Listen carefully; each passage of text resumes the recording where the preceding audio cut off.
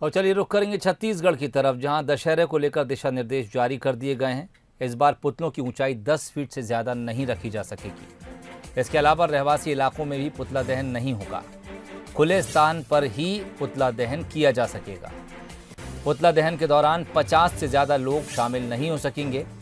पुतला दहन के दौरान वीडियोग्राफी भी कराई जाएगी ताकि आगे इसे सबूत के तौर पर संभाल कर रखा जा सके। आयोजक को सोशल मीडिया में इस बात की जानकारी देनी होगी। इसके अलावा किसी भी तरह के लाउड स्पीकर की अनुमति नहीं रहेगी। कंटेनमेंट जोन में पुतला दहन नहीं हो सकेगा, इसकी अनुमति नहीं दी जाएगी।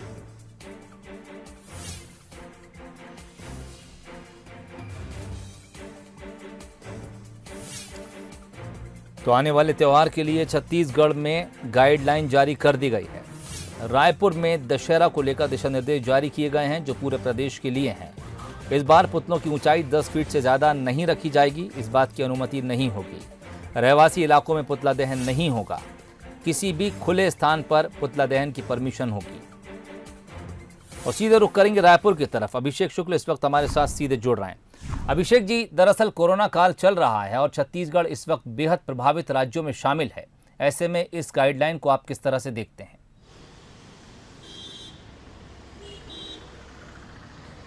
सोहेल, गाइडलाइन को मैं अगर देखूं तो कुछ नया इसमें नहीं किया गया है। पिछले इससे पहले हमने गणेश पूजा में देखा, फिर उसके बाद नवरात्र में की बात कर ले, वो आने वाले नवरात्र के लिए जो गाइडलाइन थी, या फिर दशहरे के लिए गाइडलाइन है, उसमें किसी भी प्रकार के कोई चेंज नहीं है। 19-20 किया गया है और ज़्यादा से ज़्यादा सख्त बनाने की कोशिश की गई है कि आयोजन हो ही ना। इसमें कुछ ऐसे पॉइंट्स हैं जैसे कि पहले ये पॉइंट जैसे आप बता रहे थे कि 10 फीट से ऊपर नहीं हो सकती और 50 से ज़्यादा लोग शामिल नहीं हो सकते, यहाँ तक तो ठीक था। लेकिन कुछ ऐसे पॉइंट्स है कि जो भी वहाँ पर पहुँचेगा हर व्यक्ति का नाम, पता, मोबाइल नंबर रजिस्टर में नोट करना होगा, कॉन्टैक्ट सबका रखना होगा।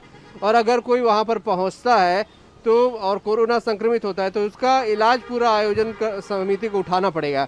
ये कुछ ऐसे पॉइंट्स हैं जिस पे आयोजन समितियाँ बिदकती हैं और फिर वो किसी भी प्रकार के आयोजन से बचती हैं। ये जो पॉइंट्स हैं ये गणेश पूजा में भी थे, नवरात्र की बात कर ले उसमें भी रखे गए थे और इसमें भी रखे गए हैं दशहरा के लिए भी। तो ये सख्त से सख्त बनाने की कोशिश की गई है ताकि प्रशासन को ज़्यादा मेहनत ही ना करनी पड़े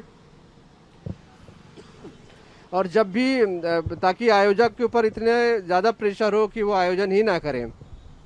तो ये इस गाइडलाइन में भी दिख रहा है कि जो गाइडलाइन दी गई है, हालांकि प्रशासन का मकसद यही है कि ऐसे समय में भीड़ ना हो कोरोना की वजह से, क्योंकि अगर वो थोड़ी ढील देता है तो लोग थोड़ा ज़्यादा ढील उसे ले लेते हैं, तो ये दिक्कतें सामने आती हैं। तो कोरोना ना संक्रमण फैले और लोगों को सीधा मना भी ना करना पड़े, इसलिए सख्त गाइडलाइन जारी की गई है, जिसकी वजह से लग नहीं रहा है कि कोई बहुत ज़्यादा यहाँ पर आयोजन होंगे।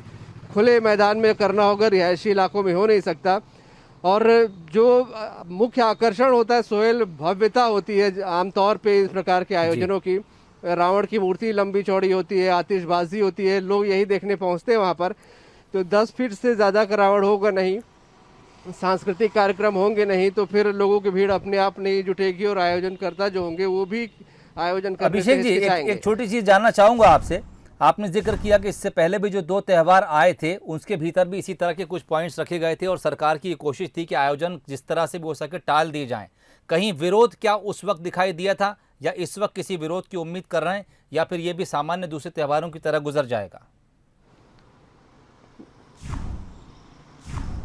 नहीं, सामान्य त्योहारों की तरह गुजर जाएगा सोहेल, क्योंकि इससे पहले भी गणेश पूजा में भी विरोध कुछ भी नहीं था, किसी ने विरोध नहीं किया था, क्योंकि एक माइंडसेट है, लोग मान के चल रहे हैं कि कोरोना का समय है तो प्रशासन ऐसी सख्ती करेगा ही, और संक्रमण जिस तेजी से फैल रहा है तो विरोध का सवाल ही नहीं पैदा हो रहा था। तो लोग स्वस्फूर्त इन गाइडलाइंस को मान लेते हैं और आयोजन को इस साल मान के चलते हैं कि हम रद्द कर देंगे। तो कुछ वैसे ही हाल यहाँ भी होगा, विरोध की कोई गुंजाइश नहीं है सोहेल। ठीक, बहुत बहुत शुक्रिया अभिषेक जी बातचीत के लिए। तो इस बार नियम थोड़े और कड़े कर दिए गए, हालांकि इससे पहले 2 त्योहारों में भी हम इस तरह के नियम देख चुके हैं। दरअसल लोगों को भी इस बात की समझ है कि ये कोरोना एक महामारी है, जानलेवा बीमारी है और लोग अब इससे खुद भी बचना चाह रहे हैं। बहरहाल आने वाला त्यौहार दशहरा इस बार कोरोना के चलते फीका होने जा रहा है, क्योंकि जिस तरह की गाइडलाइंस इस बार बनाई गई हैं, नियम बेहद कड़े रखे गए हैं और कोशिश की जा रही है कि लोग इस तरह के सार्वजनिक आयोजनों से दूर रहें।